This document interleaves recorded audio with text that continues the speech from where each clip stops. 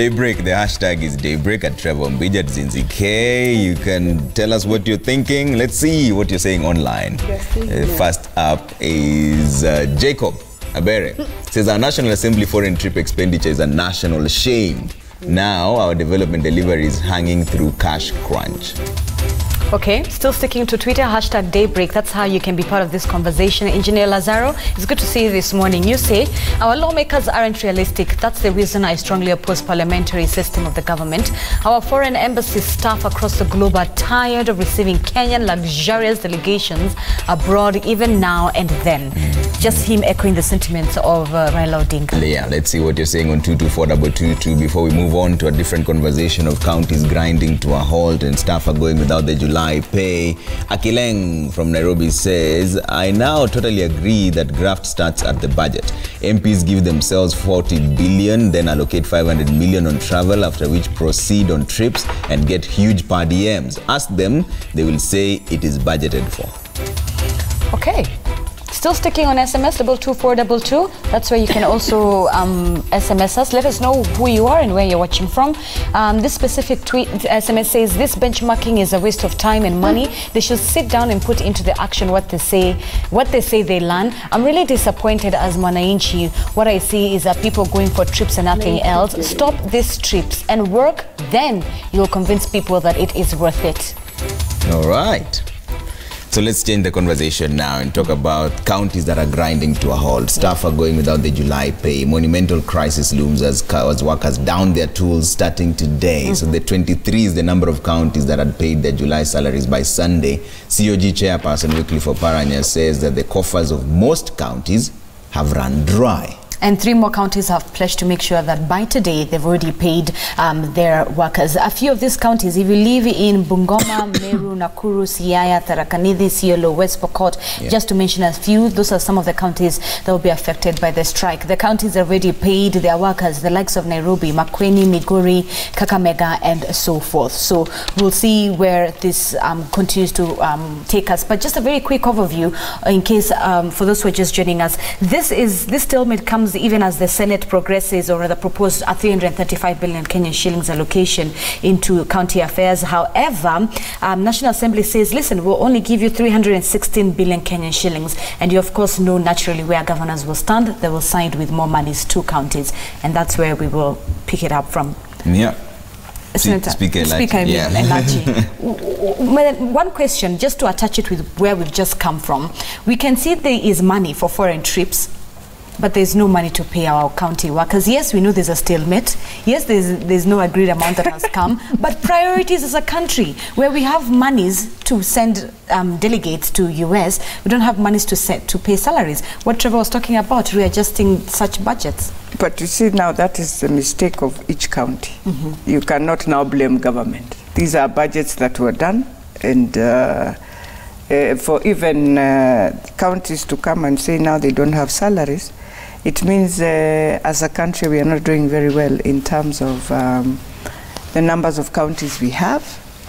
But at the same time, it means we are relying so much on the national government, which is also a very dangerous thing. 4 counties, having come since we started 2013 to now, we are talking of 7 years. I think some counties should already be now understanding that in the month of July, the moment you close the financial year of a year, you will have, it's not just counties, but even the national, all parliaments, most government institutions will always have a challenge in the month of July.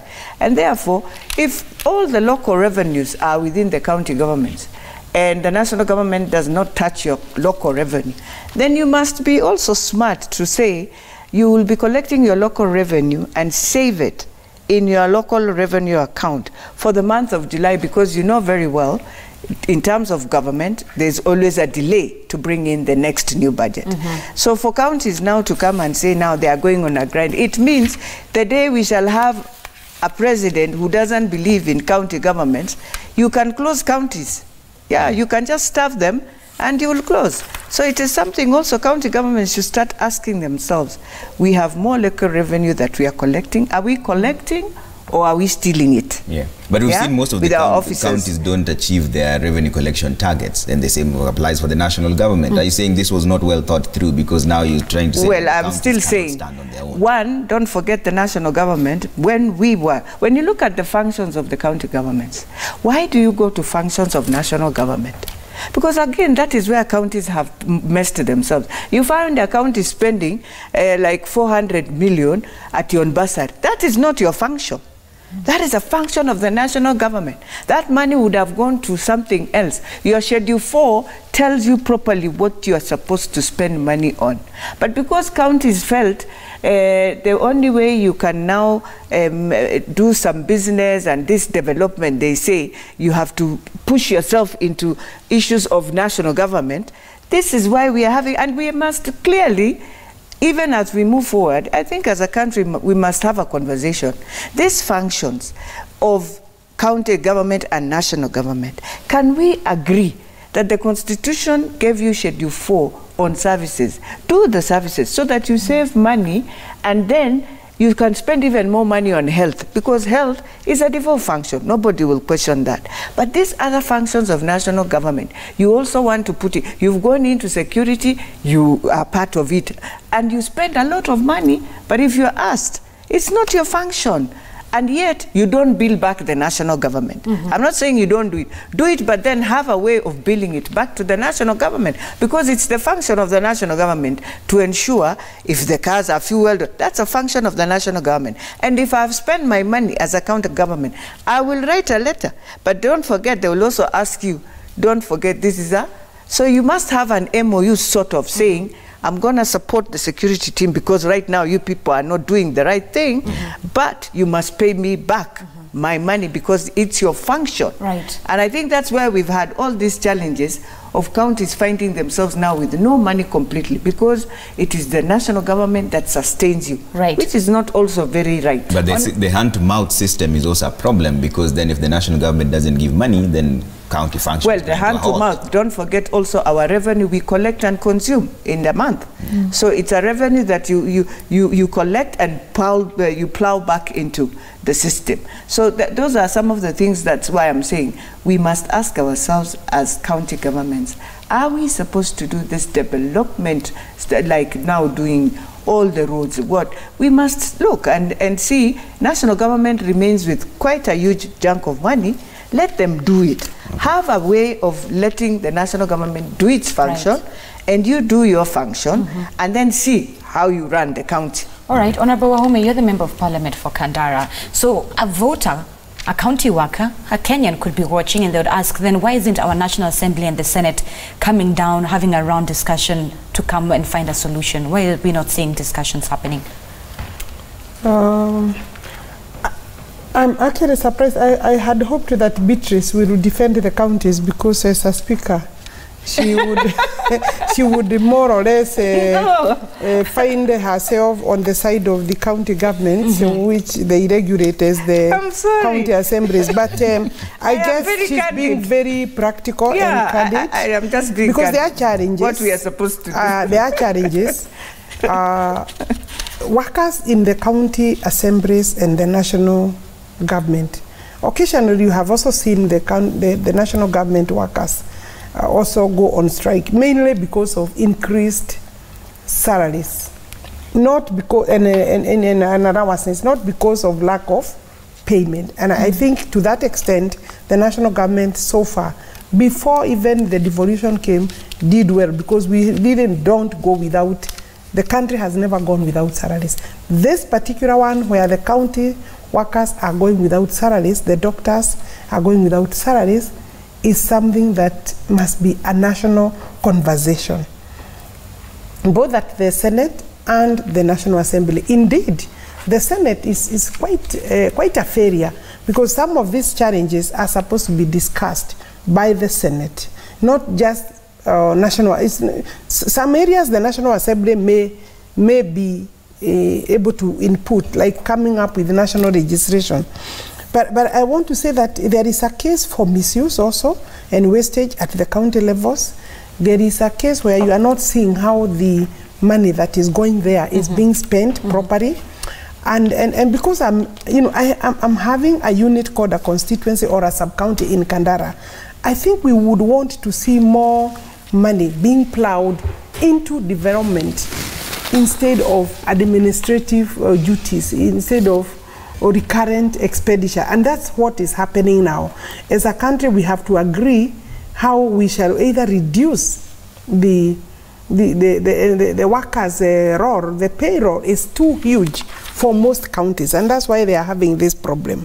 Because they inherited some, and you see politically it is not right to sack, because you are looking forward. But I think the people who can do as a favor, as a good job, is the people who are now exiting. Their salaries are too high. The salaries are many, not. There are too many.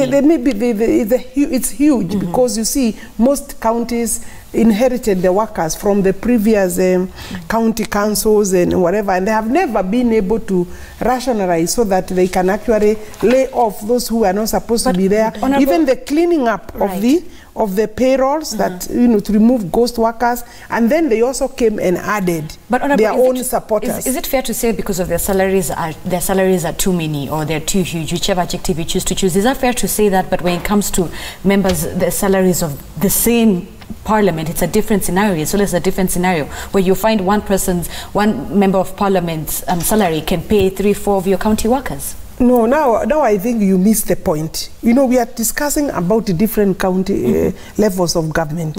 There is no way you can say what we are earning is what is supposed to pay. I mean, let's talk about systems. Where is the money getting lost? You cannot now argue that parliamentarians are earning this and the others. We are saying, are the county governments being run properly so that they can balance their revenue collections? Are they losing money? Look at where they are losing money. And honestly speaking, I can tell you, they don't have systems in place, and that's what they should have been doing together with Senate to tighten the system so that as they correct revenue, there are no wastages, there are no losses, there is no theft. And I can tell you, that is a big challenge for most counties. I wish they can concentrate on that so that they don't lose. That is very key revenue. Of course, the national government is misbehaving. And that's maybe where Parliament now can come in. Because it's not releasing money on time to the counties. I think we have a crunch. We have a crunch. And therefore, you'll find that to date, most of the counties have not received their last year's budget. And I think that's why they are running out of money. And I don't know what treasury, there are also huge challenges at our treasury. And even the CDF has not received, most of the constituencies have not received 50% of their NGCDF that was supposed to have come by end of June. So I don't think let's place the issues where they are supposed to, so that as a country, we also start to understand what we can do to fix the problem. I think, like the doctor's case, is a matter where the national government cannot afford to close their eyes and say that is a function of the county assemblies, because people are dying. The hospitals are being run without any medication, any pharmaceuticals, any drugs. You are finding that there are not enough staff or personnel, or I don't even think training is happening.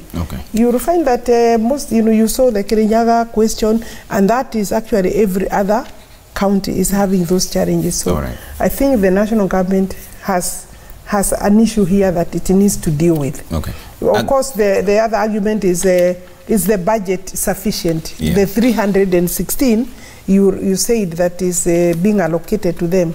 Is it sufficient? I think the country, where the country is, I don't see, because this budget question, I don't see those figures changing. I would beg that as a country, we agree, the county governments, the COG agree with the national government, this is what is available for this year, and then start the conversation of how much they should receive going forward, so that this question is now finalized. Obviously, you saw how the head of state expressed himself regarding whether there is more money or not. I think he put it as bare, as simple as it can be. I don't have. Okay. You know, speaking for the national government that he doesn't have. Let's bring in Agnes on this. Agnes, what do you make of this standoff? Who's fooling who here? Trevor, we must admit that there might be some element of politics at play. Yeah. The push and pull between the Senate and the National Assembly, and then now we've seen the county governments taking advantage of the stalemate and maybe apportioning part of the blame to the National Assembly. But I'd like to say this, salaries are not unexpected expenditures. So I see absolutely no excuse why you don't have salaries to pay workers in critical sectors like the medics. Like now, the areas that are affected are the clinical officers. We are seeing that the nurses are affected, farm techs. The county hospitals are already stretched. People are suffering. The medical services there are, we can say, very far from ideal. So I think county governors should have exercised a bit of leadership and then also know where to prioritize. Salaries of critical sectors should have been prioritized. Yeah. So solution moving forward, what do you see as a solution? I mean, the Speaker Elachi has already given one, county revenues and their, whatever they collect in terms of revenues should be set aside. Brought up the Punguza Mizigo, actually. That's one of the things we should talk about. Should that be an option? I like what Honorable Elachi has said. Maybe counties right now going forward, seeing that there's already a push and pull, they need to concentrate on maybe upping their revenues. How much are they collecting and where should they go? What Honorable Wahome said, we can't say that, she's mentioned a very important issue about political appointments. We see governors come in with their staff, and we had county governance, municipal counties that had their staff already, and then they were absorbed into the county governments. Of course, there is an expansion of the staff, but it shouldn't be an excuse. For the last 7 years, they've been paying the same staff. So if they had proper financial planning, they would know that in this particular month, this is the money that is needed to offset all the salaries of our staff. Yes. So let's bring in the only but you see also raising revenue without services is not going well with the public. So that's also a challenge. You know, people will reach a point where they will say no to revenue if services are not being provided. So we have to link the two. Yeah. I don't think citizens, like now, there are more creative ways that you can raise revenue through. I don't think if you sit down with a citizen and a voter and you tell them, maybe for instance, I want to raise more taxes through the border associations. I would tell them, guys, can you please pay 100 shillings per month, and this 100 shillings will go into this and this. Pro rata service. Yes. If you sit down, we have an allowance of public participation, and maybe right now dialogue is what should go should take play. Okay. We sit down our citizens and tell them this is what we need. If you are increasing the revenue or taxes, we explain how they are going to be used. All right, Speaker Elachi. Yes. Direct question: should more money go to the counties? Well, more money can go to the counties based on the functions. But at the same time, before even more money goes, let's sit down and ask ourselves. National Assembly has been able, through Parliament, to allocate this for the last 7 years. This is the money that we have received in the county governments. And where are our priorities within the county governments? Right now, if you ask me, I would wish the county governments can concentrate more on this issue of health. Kenyans are really suffering on the health issue, especially on the human resource part, where you find many of the doctors, and I'm sorry to say, I won't say they are not qualified. I'll say maybe the attitude on how we are taking it. So you find many people running to the old doctors, fearing the young doctors. And it's because of the different, you diagnose me, you tell me a disease that I don't have. I met a girl the other day. She went to, I won't say the name of the hospital, and she was just having gastritis, where she has pain, and she was just given morphine. How? How do you give me morphine? Morphine is the last drug on a treatment, maybe when I am, I don't know, at what level of pain. So when you start with me on morphine on gastritis, and it is something I know a doctor would give me Buscopan or something, it shows how strange we are in a country at the moment, where we must go back and ask ourselves, do we really need the human resource in the health sector to remain at the county, or can we bring it to the national level so that we go back to quality assurance and all these things, and then let the counties do infrastructure? Okay. Yeah, it is a conversation, because many Kenyans are dying, not because they are, another time a girl with fibroids, you've removed her fibroids, you've cut her intestine, and she's in one of the high-end hospitals. Then you tell them they're supposed to be paying 3 million. And you're looking at this hospital and you're like, are we in a normal situation in Kenya today? So it's a conversation we have to ask also. When we were giving in the functions, some of them, especially for services, must be critical, touching human being. Let us be serious as a country, where we are. All right. So for me, there's a conversation we must have. And as I agree with Chair, that indeed Senate has let us down in many of these things. You know, we've said, and look at even now the issue of agriculture. We've devolved it, yes. But are we saying we are doing so well? No. In terms of quality assurance, we are having a challenge also. Do counties have the capacity to know that these are the right seeds? The quality and standards is supposed to be by the national government. We have to take a quick break, but you brought in a very interesting subject where you're saying senators have let you down. There's a proposal to have the senators, the upper house. That's what I was saying. That's another conversation. They have gone now in functions of National Assembly.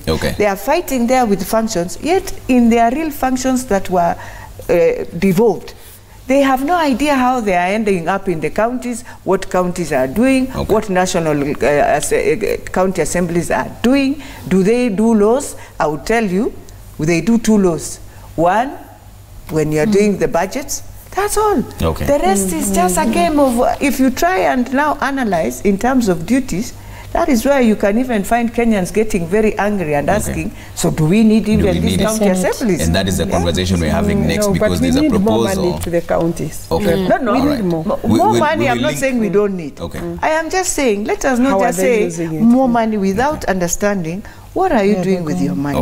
Where is quality for Kenyans?